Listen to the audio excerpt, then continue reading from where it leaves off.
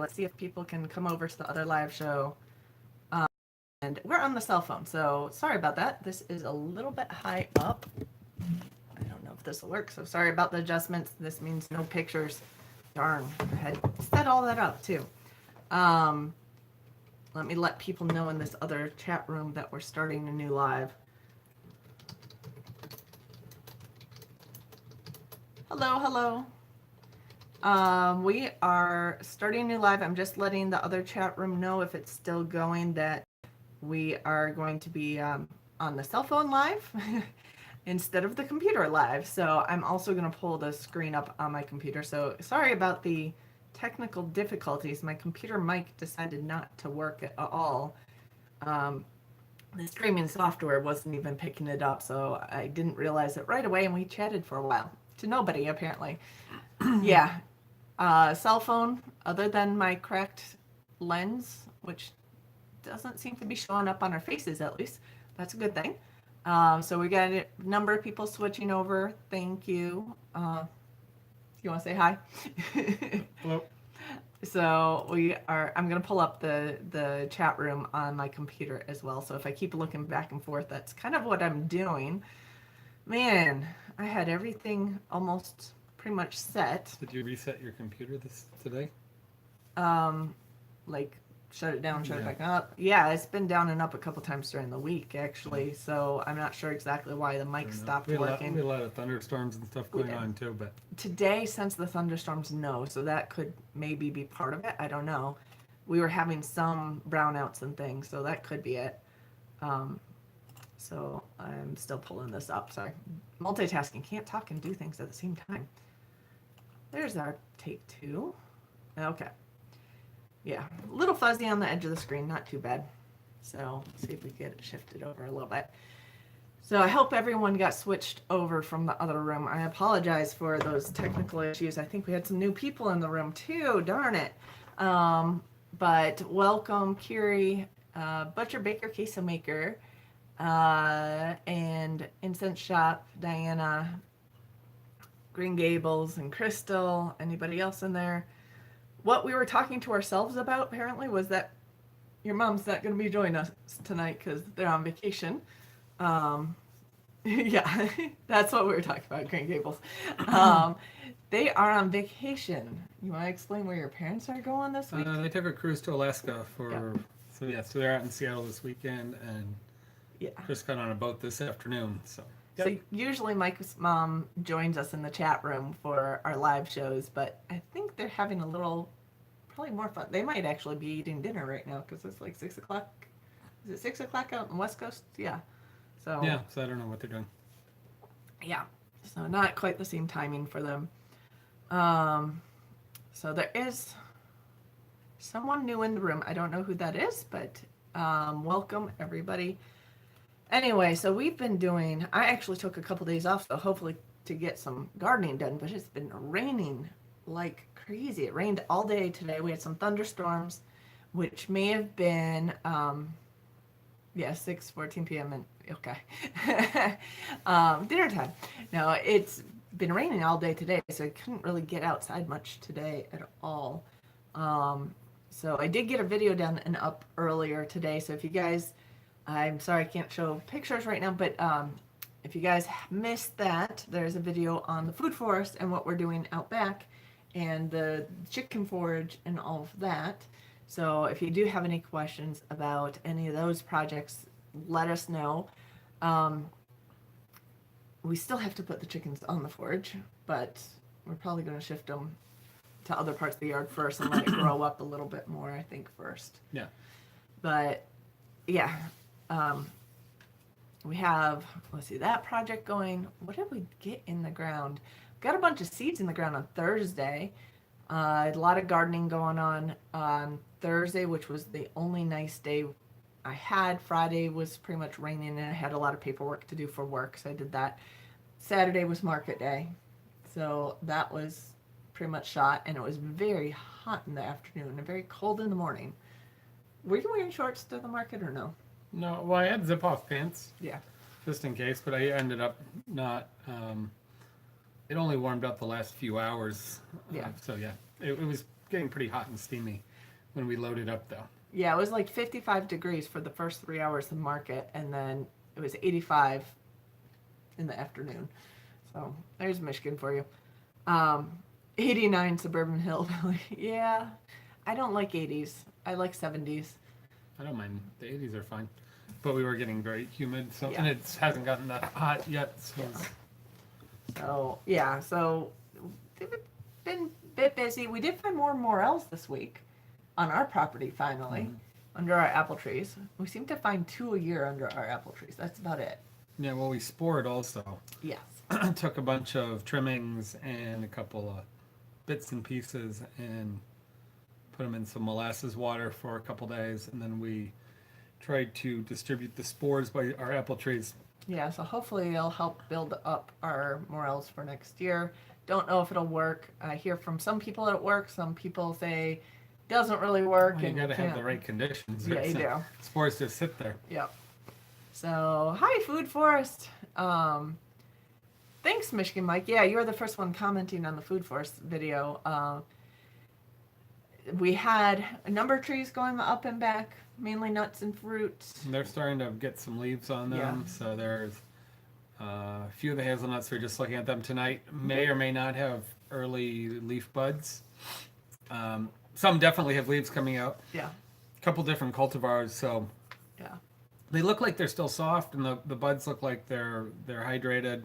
So I think they're just running a little later than the other ones. It is possible some of them didn't take, but we put in quite a few, so we'll be fine either way. Hi, 320 Homestead and Tracy. So yeah, we have that. We have, what else did we put up?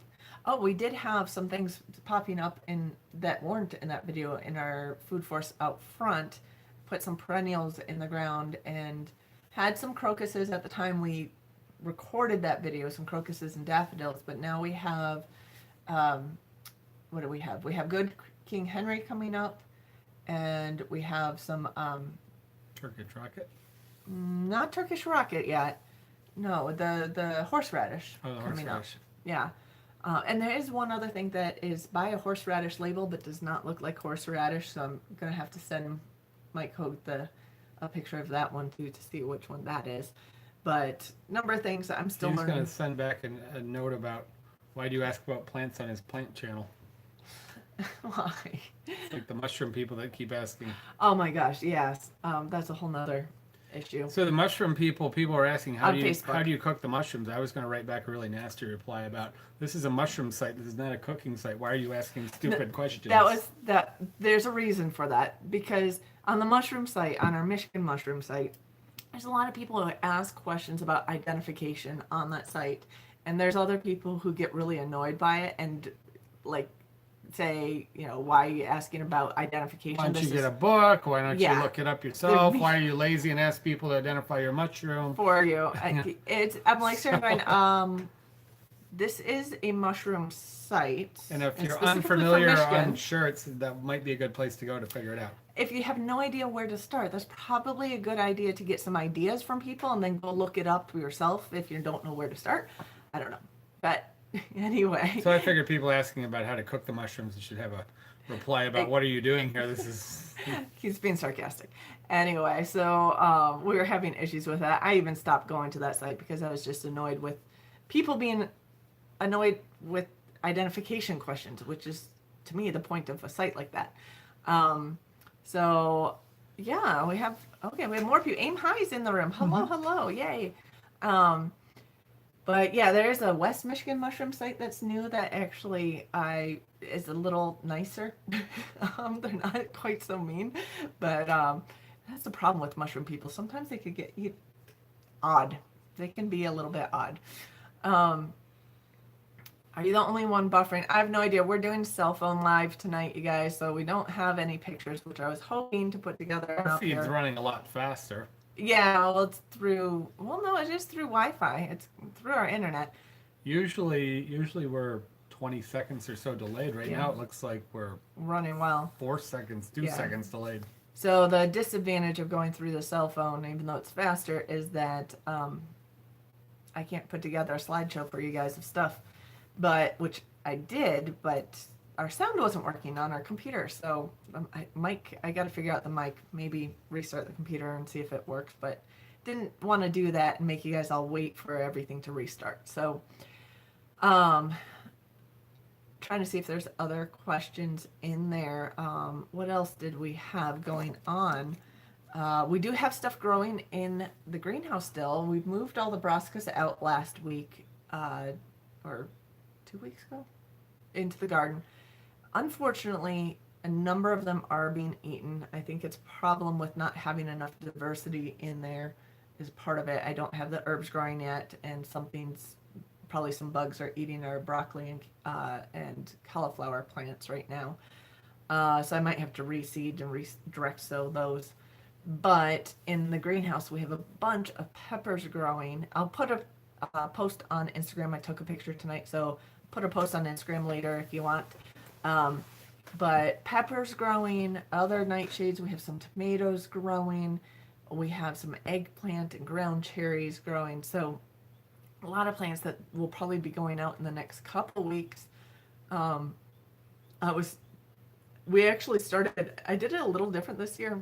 I used soil blocks, little tiny soil blocks, basically 3/4 inch soil blocks to start a lot of the peppers and tomatoes. And as soon as they start sprouting, you transplant that. You just take the little soil block and put it into a bigger one, that's 2-inch one, and let it grow a little further in there. We're starting to get some true leaves on the peppers. So you take those 2-inch soil blocks and put them into 4-inch soil blocks so you get a bigger block. And the whole goal is to keep the roots reaching soil, because as soon as they hit the air, they stop growing. Which does mean they don't get root bound in soil blocks like they would in regular seed starting planters. But so I was just starting. I used the 4-inch soil blocks for the first time and just transplanted them into those to get them a little bigger. But I do need to get a couple more items for my soil mix. So I didn't get that far on that project. Just started doing that.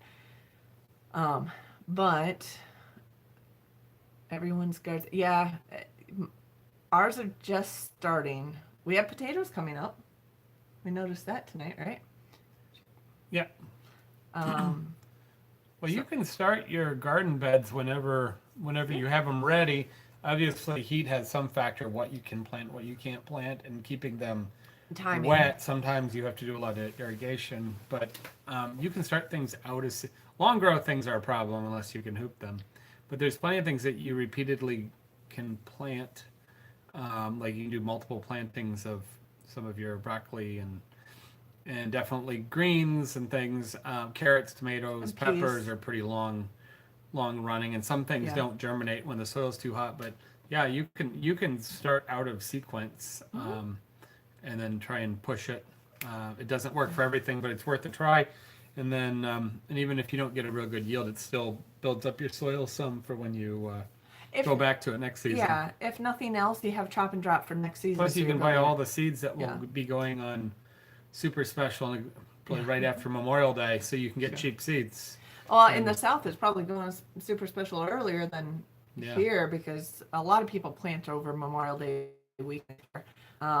In New York, it was Mother's Day weekend for a lot of it, but the average day of last frost here is like May 13th or something, and there it was like May 10th or something. So, yeah, can't garden until you put some type of fence up that keeps the cows and maybe deer out. Oh boy. Well, yeah, this year we put in the welded wire on everything. We did have some plastic deer fencing, which is about a third of the price of the welded wire. That works pretty good if you're moving it around or just using it for a few seasons. You can wrap up an area with T-posts very inexpensively to keep some things out. The other thing you could start are some of the perennials you could put in as well. And if you kind of plan out where in your garden you're not going to constantly be digging, you can put some perennials in those areas. Like put your, I don't know asparagus this time of year, but it's probably a little bit late for that. When do you do that? I'm trying to remember. It was a little earlier. But, things like the sea kale we did, or some berry bushes, you could put in. So those, it won't be producing this year necessarily, but it'll get it started for next year. There's a question about being able to use blood for part of your blend and having it clot. Well, I wouldn't worry about it clotting too much because you're going to mix it into the soil. Yeah. However, if you do want to stir it once you call and capture the blood, you can stir it for about a minute or two, and a lot of the platelets will clump, and then they can be removed and put into a compost pile if you want. And then what remains is most of the rest of the blood, which can be Blood sausage. yeah. Well, they're talking about using it in their soil, and Yeah. then you can use that, and it will be more liquid. Yeah, you could do But that. I don't think it matters if you're using it as a compost, as a blood additive. I wouldn't worry about doing too much of anything. Just get it in and blend it into the into It's the. gonna break down. I would put it into your. You can put it directly on your beds. Probably not things you're going to harvest within 2 or 3 weeks. Yeah. Like leafy greens and young shoots and herbs, but or you can put it into your compost blend, and then set it in compost and move it over to your garden later. And you can buy blood meal, bone meal and blood meal and all that. Yeah. It's a little pricey. Obviously, it's cheap, free. You don't have to use a huge amount either. It's No, tiny. it doesn't take much. I use those in the soil blocks. The fertilizer, 1/3 of it is blood meal, and then there's some colloidal phosphate, and I have to look it No, up. we don't need phosphate because we're Not loaded much. with it naturally. Yeah. We're a little low on nitrogen. Our garden's getting better, but our soil in general has almost no nitrogen. Yeah. So it's actually a very, very small amount that goes into those soil blocks. So I use the Elliott Coleman soil block recipe, and the only adjustment I make is our compost that you're supposed to do, I think, like 2 parts compost to 1 part soil. And what I end up doing is just going to where all our leaves are piled up, shift the leaves out of the way, and pull up the soil from under them, and that's pretty much leaf compost soil mix anyway. So I just put that in the total 3-part amount instead of the 2 in 1. But it seems to work well. It also helps prevent some of the shock that when you transplant the plants, you're already using your own soil and your own compost. So it's used to that, what you have in your ground already. Aim High did potatoes and onions. The onions are doing great. Don't think potatoes are going a lot We just got onion. I bought onion starts. on sale. Not the bunch ones, but just the little pearl onion ones. They were on sale because we had some. Cindy tried to do some from seeds. Our seeds are old. And Yeah, I said, don't worry. The starts are cheap and sometimes they're easier. Yeah. Well, they're on special with the bulbs. We got 100 count bags for $1.25 each. So I bought 1 white, 1 yellow, and 1 red. So we have 20. 300 starts that we have to put in the ground. But it's been too rainy. for $3.75. So we did get our potatoes in a while ago, and those are just starting to poke through. So we'll be. And I noticed, of course, where I had my potatoes last year, there's must have been one missed. There's a potato plant coming through. I don't there. know what the new Miracle Grow Organic is. I haven't looked at it in detail. I do know there's a bunch of people saying don't use the Miracle Grow Organic regardless. I don't know what they're doing to it, and I don't know why. I just know some of the good gardeners saying look for other organic soils and avoid that one. And again, I can't tell you why. I know Wholesome Roots was saying that. I think she may have some information on her. So you may just want to look close at the makeup of it and see. It may just be hearsay. There's lots of ways to barely get things to pass organic. I don't know what the blend is or anything else. So just something to look into on that one. Yeah. So yeah, you got to keep the animals. Figure out a way to keep the animals separate from your garden so they don't eat your garden. Ours is a 6-foot fence, and I posted somewhere. I think it was My Gardener or somewhere that there was a question about keeping animals out, and I mentioned we have the 6-foot welded wire fence around there, and they're like to keep our deer and rabbits out, and they're like, deer can jump that. Like they could, but our deer have plenty of food outside the fence. Yeah, that we've a had slight no issue barrier. with that. Yeah, a slight barrier actually keeps them from going in because they don't. it's not like they're just kind of drifting, wandering, and they have to make that effort to jump in. I when don't there's feel food like, out even there. though we have lots of wildlife, I don't feel like we have lots of pressure No. because we have a lot of open space and we have forest and grasses throughout a large country block. So I feel like, well, there's plenty of animals and there's competition. They can feed pretty well. So if you do just a minimum, Minimum you barrier. limit most of it. Yeah. A lot of people take their welded wire fence and then take chicken wire and they bury it 6 inches or a foot down and then roll it up the side a couple of feet to try and get chipmunks and baby rabbits and groundhogs and things like that not going under or through the welded wire. We haven't done that. We did that on the backside in New York, where we actually did. We were in the city. We did have a lot of pressure from everything wanted to get in 'Cause there. There wasn't as much food And around. there wasn't coyotes. There wasn't things to take out the rodents. Here we haven't There noticed. actually were coyotes. Well, there there, was, but not enough. So No. there, so I don't think there was. I haven't noticed much at all digging under our fence, so I'm not worried about it at this point. We can always rewrap it at a later point if it becomes a big loss. And Tina, how do you keep your chickens cool on a hot day? They will pant when it gets hot, so I don't think you're going to stop them from panting. That's one of the ways they're cooling themselves off. The other thing they do to cool themselves off is kind of lift their wings up and get some air under their wings and fluff up their feathers a little bit. The main thing, they just need a place they could go to in the shade, and keeping fresh water for them to drink. Of course, I would probably. They're all over in hot climates. Yes, so they're originally from Malaysia, hot, humid, Southeast Asia. all kinds of stuff. Yeah, if they have a little bit of sun shelter, they should be fine. Yeah, I mean they're forest dwellers naturally. The original fowl that it's developed from is a rainforest animal, so from Southeast Asia. But so they are more heat tolerant. Now the big ones, like if you have a Cornish cross, they might have a little harder time with the heat. And some people will, like at the 4-H fairs, they do this for rabbits too, but this is primarily because they're in such tight quarters. They will put like a water bottle full of ice into their cage at the 4-H fair, and that way if they want to, they can lean up against it and cool off. If they have enough shade and enough space and enough airflow through their area, they probably don't need that. But fresh water and shade are definitely important.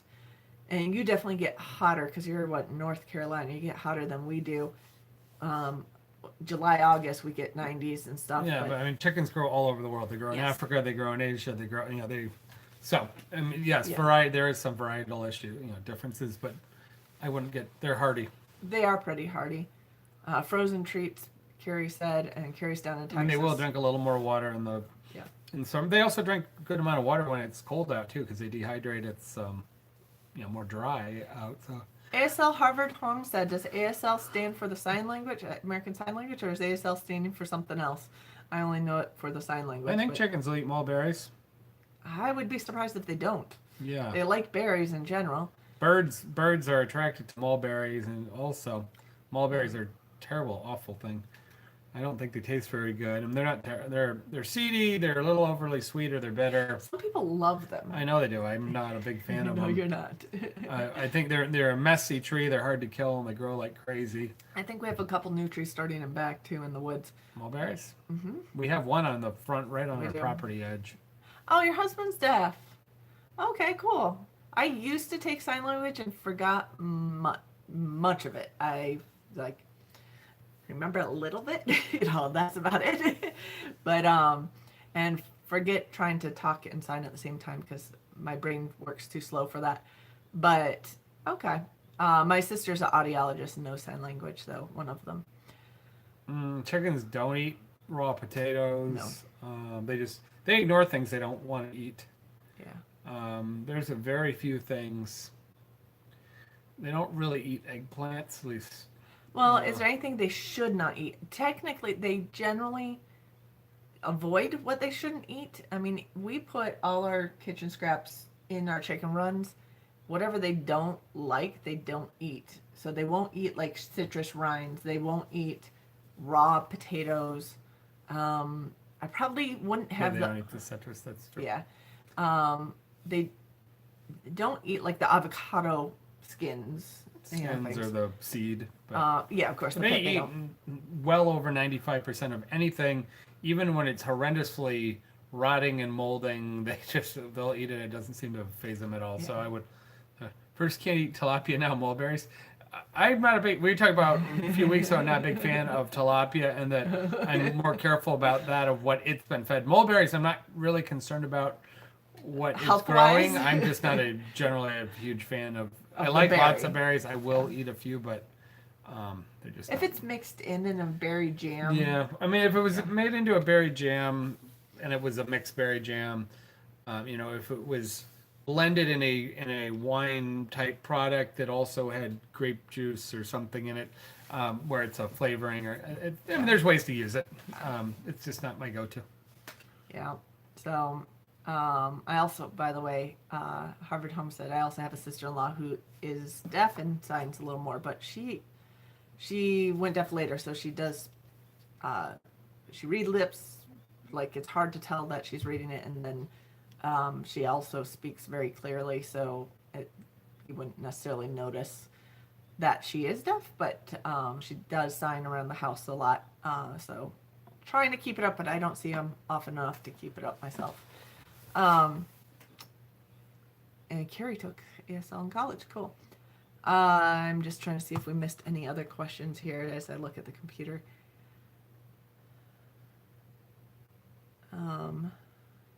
So Food Force just stopped by briefly. He's probably gone already. Yeah, I think we caught most of that. But yeah, I would definitely, if you have mulberries that you aren't using, they do make a big mess. Yeah. I would either move the chickens over there, or I would try, like you said, try and scrape up some of the ground fall, and move it over to the chickens, because it's free food. Yeah. They'll probably make a lot of mess on their rear end, like every bird that's over there, but they sort of do that anyways. Yeah, but yeah. Any other, I guess, Food Force questions, chicken questions? If not, we'll go on to Ask the Chef questions as well, if you have any cooking questions for Mike. Thimbleberries. I have heard of thimbleberries. I always forget which ones. A lot of them look the same. I don't know if we have them in this area. Yeah, are they blonde? We have to look them up online and just remember. I know the name and I have looked them up before. Yeah, I mean, most berries are treated the same. You figure out what their flavor profile, if they're more acidic, if they're more sweet, and they're like a raspberry. Yeah, like. I'm wondering, thimbleberries it's related to raspberries. Yeah, I mean, I treat them all the same. Sometimes we take our black raspberries or red. We don't have a lot of red raspberries. Then we have the dewberries, which are almost. And they're like a medium-sized blackberry. Some people call the black raspberries black caps. Yeah. So I'm guessing, thimbleberries. Oh, I've seen those. They have a different. They kind of pock outwards. Yeah. Are they more on the West Coast? They might be. I know what they are.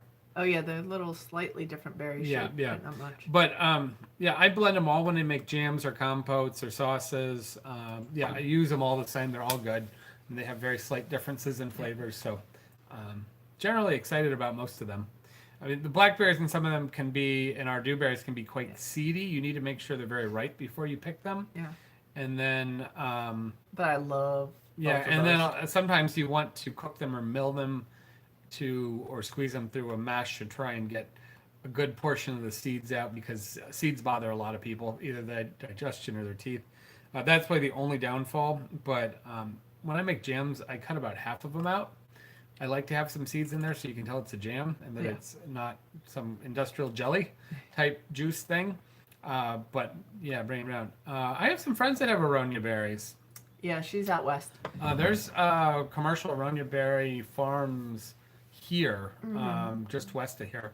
I met a farmer that was doing a bunch of things, and they're what, super high antioxidant. They taste kind of like a blueberry-ish. So they're a superfood. We have a large amount of high quality bush blueberry farms, commercial in farms. Our area. So the aronia berry grows in that area, and a few people are doing that. So yeah. Okay, so can you tell about ramps? Yeah, so cooking, ramps or are just finishing unless you're in the way north or really at the end here. yeah, So, yeah, they have a green leaf which can be sauteed or pureed, yeah. pesto, soups, whatever. And most people will who forage for it would suggest just taking the leaves unless you have a really really thick bunch of ramps Yeah, but because most commercial places they just rip them. They rip I them all the way know. out of the ground, Yeah, garbage bags at a time. So yeah, it's a which spring is onion. hard. It takes It a has, while to establish itself is the problem. yeah. Well, and if you have the right area that's not overly forested, it's fine to take some. So they have a bulb end. They have a um, A flat leaf. flat leaf. The leaves are a little bit onion to garlicky. I would put them the closest thing I'd put them to is a wild shallot because they do have a unique, It's funny more because they call mild them flavor. wild leek sometimes, but it's not Yeah. really leek-like. Yeah. But yeah, So Yeah. they, yeah. So you can use the tops. You can use the bottoms. Obviously, you can cook them. You can grind them up. You can eat them raw. You can pickle them. Don't pickle the greens; they'll turn into a mess. Just pickle the white portion. You Yeah. can go back if you know when they die down. Mm-hmm. You can go back and dig the bulb. Just keep an eye where they are. The bulb will get larger through the summer, and that's a nice time if you do want to take some whole ones and do something like pickle them or cook them and spice them or something. It's better to do them in a few months from now. You'll get a better, larger And bulb. the other thing with the bulbs is they're like other bulb plants. They will multiply the bulbs, so you'll get this really bunch of them once they're established. And they actually do better if they are split. Just like other bulb plants you have in your garden. So if you have a really thick bunch of them, splitting them, replanting them, and maybe taking a couple of the bulbs for yourself is probably fine. And I'm realizing our computer's now buffering, so hopefully you guys are doing all right. But I'm just trying to think if there was anything else So there. your grandmother has flat-leaved masses of garlic or onion-tasting things. It's probably garlic, wild garlic, sort of like we have the spring onions. Yeah. There is a flatter instead of a round hollow tube. It's a more oval. It's a wild garlic shoot. And yeah, you can harvest them if they look like an onion or like these garlic chives, and they smell like them. They're perfectly fine to eat. Yeah. And treat them just like a chive. And I had a bunch of the garlic ones a week or so ago. They're quite nice. If they smell like garlic or onion, you can eat them. Yeah. Basically, if they don't eat them. Yeah, and pretty soon as it warms up, they either die down or they'll get too fibrous and too strong that you don't really want to pick them. But we still have them around and they're in really good shape. That's too funny. Sorry, Carrie. Hey, either of you know much about body chemistry? Friend's puppy is OCD about licking her. She doesn't lick anyone else, but every time she comes over, she licks her legs. A lot of puppies will lick legs. But that's yeah. she doesn't lick anyone else. Just Carrie. Well, it could be your animals. Yeah, that sweat could be. or salt or whatever. I don't know. Yeah. People definitely have different body chemistries. Or I would say, it might be the mix of animals you have on property too, because you have a lot of goats, right? She may be very interested, or he may be very interested in the smells you're bringing with you. Yeah. So from just your property. So since they do have very sensitive noses and very curious as well. Well, and if you're drinking goat milk or something, Yeah, so might. milk permeates the skin Yeah. a lot. So goat milk is going to be different than cow milk if people have other dairy. I know that some people from parts of the world that don't eat a lot of dairy say that Americans all smell like sour milk. We sometimes think that people from other parts of the world smell strong of garlic or curry or other things because we're not used to eating that much all the time. So yeah, there's definitely somebody that maybe who's doing a lot of goat milk Might have might be very different to a dog that's used to people running around with cow milk smells. Yep. So how do you prepare your ground cherries as far as eating or as far as gardening? Gardening Gardening their wise, weeds once they just grow. a lot of places they will self-seed themselves any ground cherries that you don't pick the year before. I haven't seen ours start yet, but it just got warm Yeah, enough. we have So hundreds of them that got tilled in or that got turned in. yes, So so we probably will I have have a some. feeling we're going to be fighting pulling them out. I did start some more just in case they don't start, but we only had them for the first year last year. Yeah, when they get really sweet, you can eat them raw, fruit salads, whatever. Oh my gosh, they taste really but, nice. Or you can syrup them. Yeah. But you can candy them. They make a really nice jam. They have a lot of pectin in them, so you get a really tight jam, and the skin's cooked down, and it's actually really, really, really good compote or jam. So, some of them are a little more sour, and some are a little more sweet, but they're all fairly sweet. So, yeah, use them like any other berry.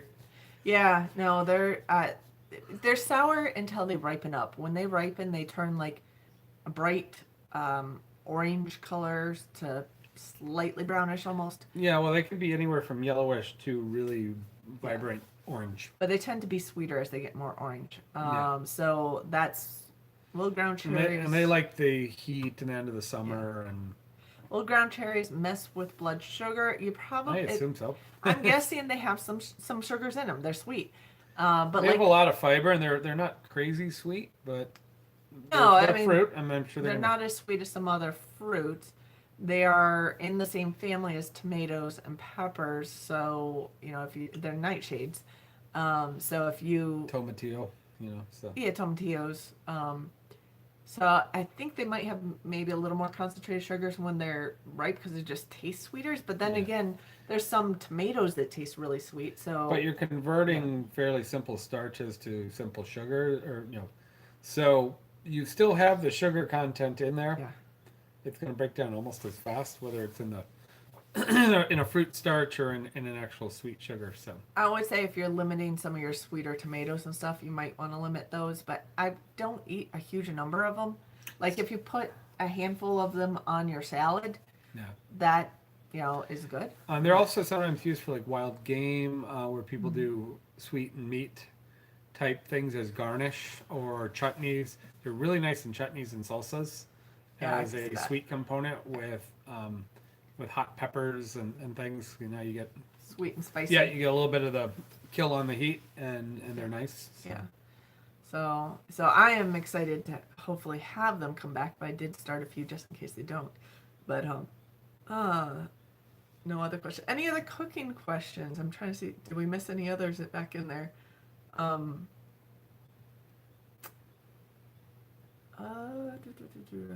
Trying to see if we missed any other questions back in the chat here. I don't think so. Okay. So anyway, we didn't have a whole lot of local food this week, except for the morels. We got the morels into a couple dishes. Cooked the morels twice. Finished them tonight. Yeah. That was good in the Brussels sprouts. What else? We had a new goat cheese. There's a fairly new goat farmer that's she's sending some of her milk out to a creamery to make cheese, and then she's doing some goat pudding. The Dutch farmer, and you said that it was so funny. You came home and you told me about her. She was making this new pudding in the area that's goat pudding with some cocoa in it, and what you said. Wait, you can tell the story better than I can. Well, she's just making a pudding. She said it's a new thing here. It's not. I knew not it wasn't new new. there. There is no such thing as a new dairy item that I'm aware of. So, it's a slow cooked, lower temperature cooked goat milk, which she either puts vanilla or chocolate or something else. Yeah. Maybe. So it's more like it's almost the consistency of a yogurt, and sugar content is added, but it's more like a sweetened yogurt. And then it's slightly thickened. So it's not as thickened as our like Jello puddings or anything. It's thinner, but but it's not. I asked her, is it cultured? It's not cultured. It's just cooked. Yeah. So which was funny because then you said what she was calling it. You said she called it vla, and I was like, I studied abroad in the Netherlands 21 years ago. Oh my gosh. And I was like, I know vla. They had that in the grocery stores. It came in a milk carton, and it was pudding. It basically pudding. most of it was chocolate there. I think they may have had some pudding. So she's making a goat milk version of it, which was actually pretty good. So yeah, haven't figured out how to keep goat milk for more than 3 days. Well, you can freeze it. It's not the same, or you can, you can culture. Well, you can simmer it, and then you can. I mean, that pasteurizes it, so Yeah. it changes it. Also, or you can just culture it and start moving it towards a yogurt or a cheese if you can't use it fast enough. But yeah. Oh, Green Gables, what city in Belgium were they in? That was literally, obviously, right next door to the Netherlands. So I've been there a couple times, to Brussels, and I think there was one other city I was in. I can't remember now. But I did my study abroad in Leiden, the Netherlands, and I have a big buffering on my thing. Are you guys still there? I see the chat still going. It might just be our internet being silly, but our connection. I'm restarting the computer one. Anyway, so will the yogurt or cheese taste bad fast? Well, If you had to chill it fast, if it's you were saying. So this yogurt is actually, she put a date on it in June. Really? I want to say 3 weeks out or something like that. Hmm. So I don't know how long it lasts. If they're hot packing it, that makes a difference. If they're bottling it hot, Yeah.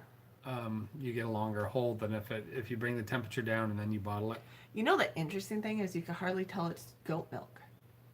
Yeah. You got a very slight flavor on it, but not much. Well, if you get to it fast, the lactobacillus don't start working and the souring. And she said if you bring the heat up too much, that's where the goatiness really starts to come out. Yeah. And then the small amount of sugar that's added obviously buffers it too. Yeah. Don't like goat milk yogurt, but once it's cultured, it lasts a bit longer. Yeah. Cheese would save it the longest, especially the harder cheeses. Last the longest, right? Yeah. So, Well, yeah. As you take the water down and the salt up. Yeah. And the Harvard Homestead says fresh tastes like cow's milk. I don't know if I've ever had goat milk fresh. I don't think I've had it So extremely fresh. yeah, but I do like goat milk cheese. I'm a big fan of goat cheese. Aim High's daughter got back from Dublin. Now wants to go to college there. Oh, that's a distance. But I'd love to actually go visit Ireland. That's another place I'd love to go visit. I don't know why. That was kind of funny. YouTube decided to hold your comment to ASL Harvard Homestead, the Nigerian dwarf comment. I'm like, yeah, that is an animal, not a derogatory term. But okay, you can't freeze goat milk and then make cheese. It's best to make the cheese from fresh milk, yes, because it probably separates. Yeah, somebody was talking about freezing it, but I don't know if they were making cheese from it or using it for other for things. milk or Yeah, something you'd have to blend it back from freezing it, which because you start getting curd formation and other. Yeah, the high protein starts doing funny things. Yep. But someone was talking about freezing. I don't remember what they were doing with it. Maybe they're just using it as milk or for cooking with it or something. No. There's a number of goat farms in the area. We don't have goats here, so we don't know a heck of a lot about them. I just think they're kind of cute, and I think our Dane looks like a goat, but with the natural ears, of course. Okay. Can freeze sheep milk and then make cheese, but sheep milk is an exception, huh? Can you freeze the cheese? Cheese can be frozen. It doesn't do great things for it. If you end up buying a whole bunch of bulk, like I worked at a place that shut down for about 3 months in the winter, and so we would take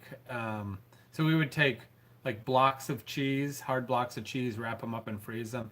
I find they get kind of crumbly and cracked, like cheddar cheeses, commercial cheddar cheeses, Parmesan. So they're best for cooking or grating, but it is and cheese is made as a preservation in itself. But you can freeze shredded cheese quite nicely. So if there's a good sale and you buy, I don't know, 5 or 10 pounds of grated cheese and throw it in the freezer, it's fine. I would pull it out of the freezer right and just use it from the frozen condition. Mm. Once it starts to thaw, you get condensation. That condensation brings water in contact, and you can get mold development real quick. That's another And big some problem. hot, So the texture isn't great after freezing. like I said, I had some hot pepper goat cheese the other night. It was very good on crostini bread rolls. You know what the Dutch like to do? They do the Gouda style is actually named after a city, so it's not technically Gouda. But up in the northern area, they do that style of cheese, but with stinging nettles in it. They will put the nettles mixed into the cheese, and that's pretty good. Yeah, Or some other herbs. vacuum sealing cheese can prolong it. Make sure it's not developing funny molds on the exterior because now you're in an oxygen free, and that could be dangerous. They will not let you vacuum seal cut cheeses in a restaurant, although commercially, where it's under more control, it's done all the time. So yeah, and that's not it's not a bad idea. It definitely holds a lot longer if you have a larger chunk that you want to set aside when it's fresh. I wouldn't hesitate doing that at home, but because of the cultures and it's evolving and changing, unless it's say a pasteurized commercial style block, then it's not doing much. But a farmhouse style cheese, it's like bread, it's like other things, it's respirating the bacteria. Some bacteria is stabilizing or growing while other bacteria is diminishing. And then once you eat the whole food source, then it usually, then it gets funky because the bacteria changes. So you got to be careful with that. Yep. So yeah, and there's a question about making restaurant style salsas or blended salsas, I think is what you were thinking. I think for aim high, the best way, so what I learned from some Spanish Mexican guys that I worked with, like to take our jalapenos and then sometimes we char one onion or half an onion. You don't have to, but we'd char it on the grill. Sometimes we'd char the fresh peppers also, or even dried peppers, and then sometimes a tomato. And we would take those items, put them into some water, and we would boil it. So after they were partially roasted and charred to bring out the flavor, we'd boil the whole thing.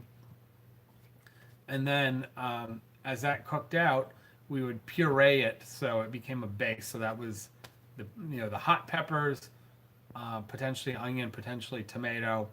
We would puree that into a concentrate. And that's a good way to rehydrate your dried peppers. Now that sort of becomes with some hot peppers, kind of like a salsa ranchero. Which ranchero salsa is, I don't know if I'm not an expert on it, but I don't think there's a real good definition, but I always think of it as a pretty rustic puree and usually pretty hot. So it could be used by itself at that point, or it could be used as a base to water it down. And you want to make sure you add some salt, and other things to it. You're probably going to want to add some oil to it. But the nice thing is if you have a base, that base can be frozen or refrigerated for a little while, and you can then mix in fresh ingredients. So you can dice up tomatoes or tomatillo or whatever. And by the way, you can cook down tomatillos usually cooked.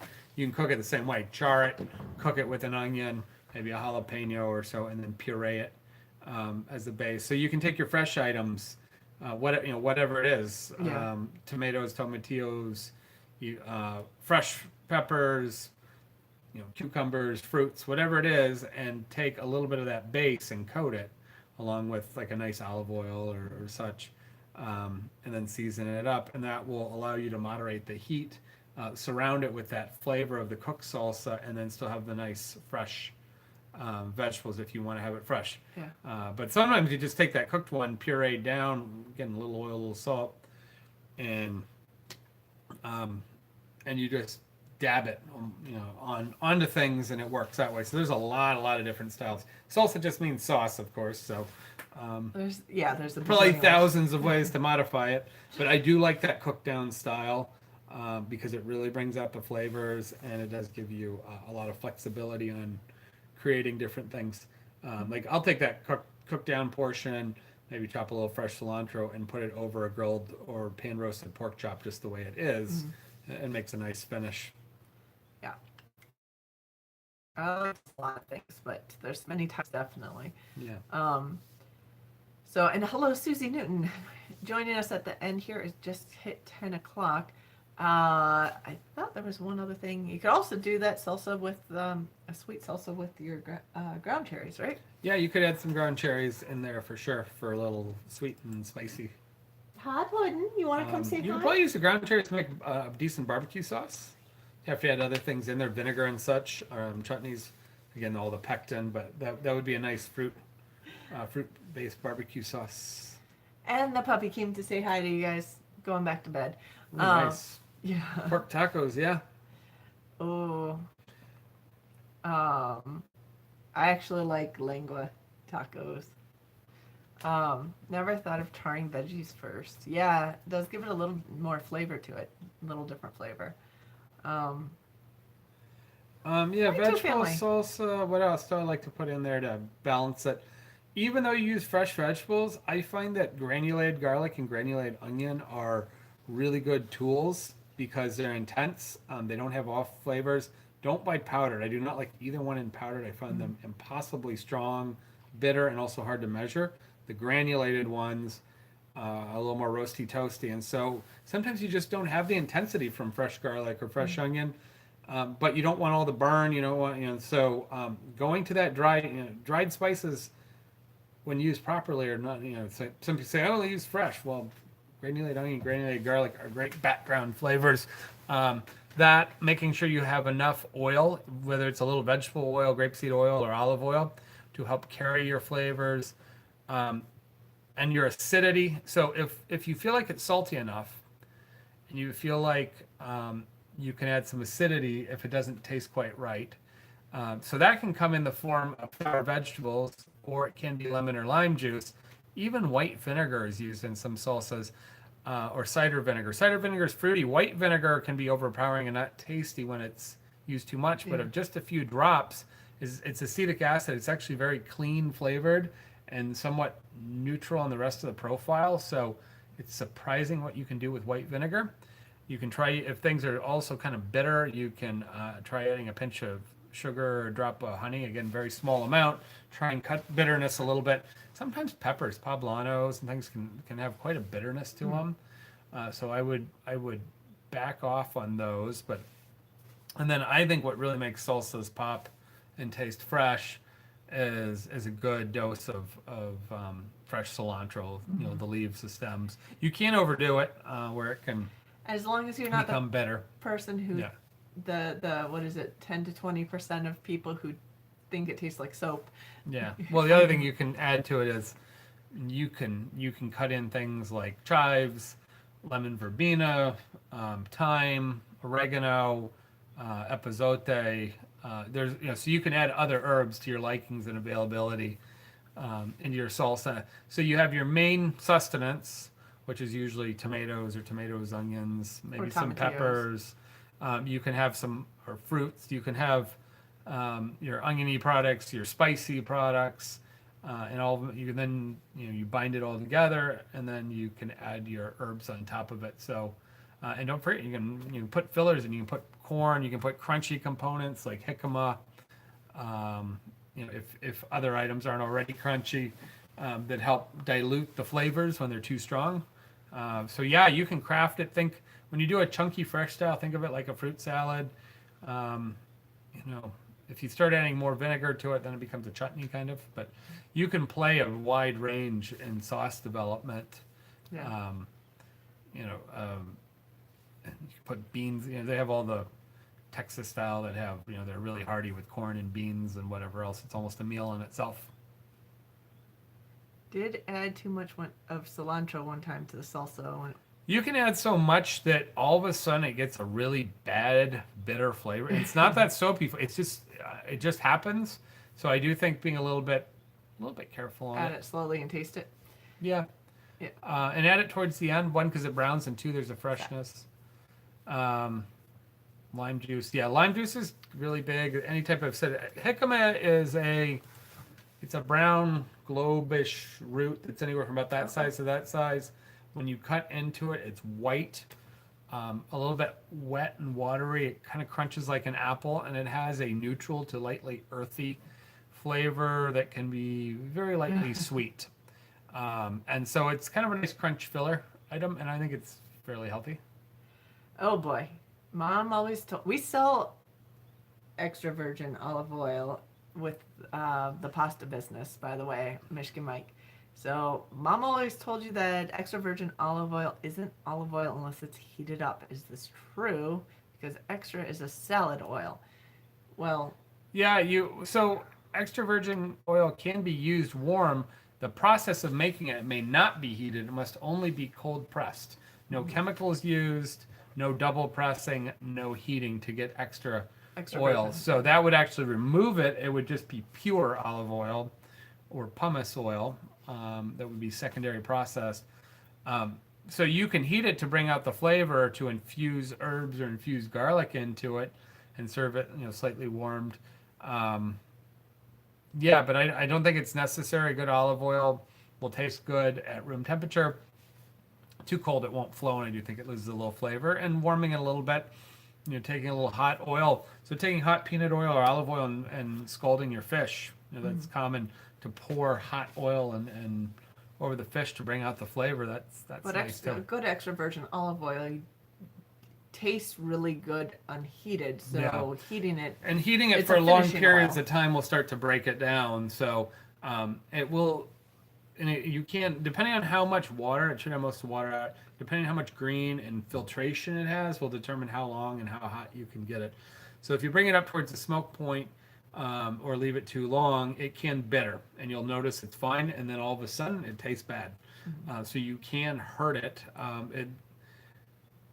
Filtered extra virgin olive oil actually has a better smoke point on it than people realize, but it is not as resilient as a blended vegetable oil or soy or canola. But a for- lot of times we use that for finishing oil. Yeah, extra virgin is too expensive to be, frying. I've fried potatoes in pure olive oil, Yeah. but extra virgin, it doesn't make sense. So yeah, Yeah. but I would avoid real high heat. Flare ups almost always. Anytime you have a flare up from oil, regardless of it, you get a really really bad gassy, diesely, kerosene flavor that persists in the pan. There's no way to cut it. It's probably not that good for you, I'm guessing. But the best thing you can do with that is actually toss the pan to go to dish and start over again, because there's whatever you do. It's like when you scald milk badly or tomato sauce badly. No matter what you try to do to cover it up, you're never gonna cover it up. It's just a loss, and then go start over. Yep. So, did we want to do that this week or next week? I don't know, but Let's do it. I don't have a question. I guess we're doing it next week. I guess we're doing it next week. So, anyway, sorry about that discussion. Unless I could think of something offhand real fast. But, yeah, because I can't put a picture up either. We'll do it next week. Did I miss something? But yeah, it's been a while since we've seen much Two Family. We've been so busy. How are you guys doing? What's going on with Sherry? I didn't even know that she was Not well. not well or Yeah. something. So, I've been really busy with expanding activities on our business. And I've just been needing more sleep than previously, and having trouble keeping up with work, keeping up with planting, and being slightly nauseous in the meantime. So she posted a video about it. I'll have to go look it up, I guess. So I haven't really watched many videos from anybody recently. I've seen a few from people, but Yeah, so I've been getting up a lot earlier. Yeah. Sometimes 3 and 4 o'clock in the morning to do stuff. So, yeah, changing so, my schedule around. yeah. Anyone want to fill us in on what's going on with her? We're all definitely fans of Two Family, and even though we've been bad about following people recently, love to get an update from you guys. I'm hoping we will see them at the Hootenanny. Mm-hmm. So we will be there both nights. Well, I will be there both nights. I'll be there one night. Yeah. We're not going to Homesteaders of America this year. And since it's a week before I'm due that won't work. I think it's a week or two before I'm due. So, um, I don't see any updates here. There was discussion of all expense paid live midwife birth at homesteaders. No, thank So you. that was, No, thank you. Part of it is you might get the state in on that one. well, and the midwife wouldn't even. I don't think they'd want to deliver. I'm actually considered a fairly high risk delivery, so they probably don't want to be involved in that. Deer Okay. sausage and jerky. That sounds good. Ooh. I still have most of our hog it's cubed up, but I need to make sausage. But gotta find a day or so to do that. Husband is Oh, okay. getting Memorial Day weekend off, gearing up to make it deer sausage and jerky. That's cool. Surgery a couple weeks ago and recouping. Oh, well, I hope she recovers quickly. Homesteaders would make good midwives. Yeah, most of them have, or not most of them, a lot have done their own home births and probably know a lot of what to watch. Yeah, aim high. Aim high. You have to go back I a guess couple you videos missed ago. that video, yeah. Yeah. Yes, I am 17 weeks pregnant right now. So I am due October 24th, which is the reason why we will not be at the Homesteaders of America's conference in October this year. We were at the first two. We were planning on going this year until this news hit, but we'll be staying local. We're not going to be doing a whole lot of travel outside the state at this point, but 11 pounds, 7 ounce baby girl, natural, no, oy, oy, oy. Good for her, but no thank you. No, I'm actually considered high risk for other reasons, other than my age itself, which is one reason, but I actually have a heart defect myself, so they're gonna have to watch me closer.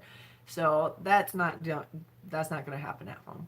But yeah, that is one big baby. Yikes. So yeah, thanks, aim high. So that's part of the reason why our videos have slowed down a lot this spring, is because I'm the one who edits them, and I have like a list of 3 videos to do still from the spring, and I just have not had as much energy. So my goal right now is maybe to get one a week out to you guys. As it almost didn't make it this week, other than it was raining today, so I got to work on it this morning and get that out. But 13 moons, largest was 9 pounds. Yeah, I think I was over 9 pounds, and my younger sister was over 9 pounds, but my mother had gestational diabetes, probably. Not confirmed at that point, but that can also make a baby big if it's uncontrolled. So, yeah, baby news all weekend. Okay, kids came home telling me they are getting a new baby sister or brother due the same time.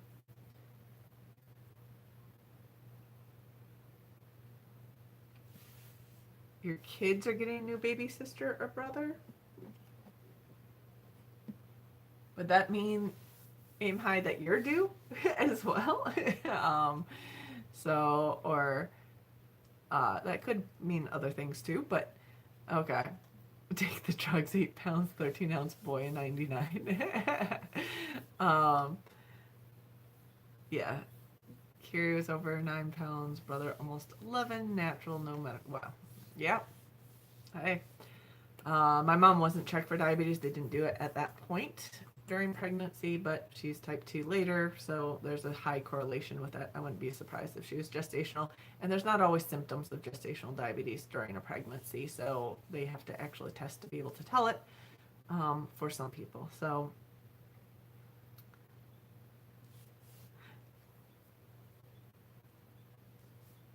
okay. Okay, so gotcha, aim high. So no, not from you.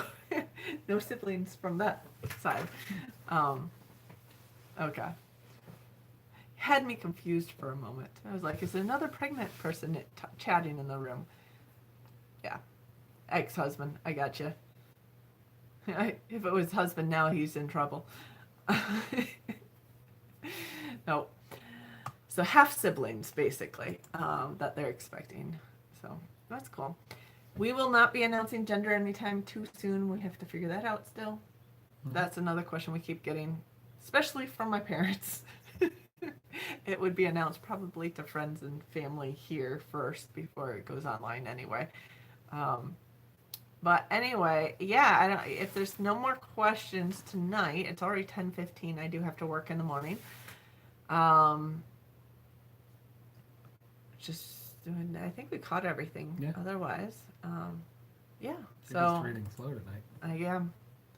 I keep thinking I missed something that bounced up, but yeah. So if there's no more questions tonight, I think we will wrap it up and say good night. And we will be back next week. It is a holiday weekend, but we are sticking around here. So Yes. Well, for most of the weekend. I do go across the state on Monday, but that's another matter. So we will be here next Sunday night at 9 p.m. Eastern Standard Time. Same time, same place. So have a good night, you guys. And I got to figure out how to switch it off on my cell phone.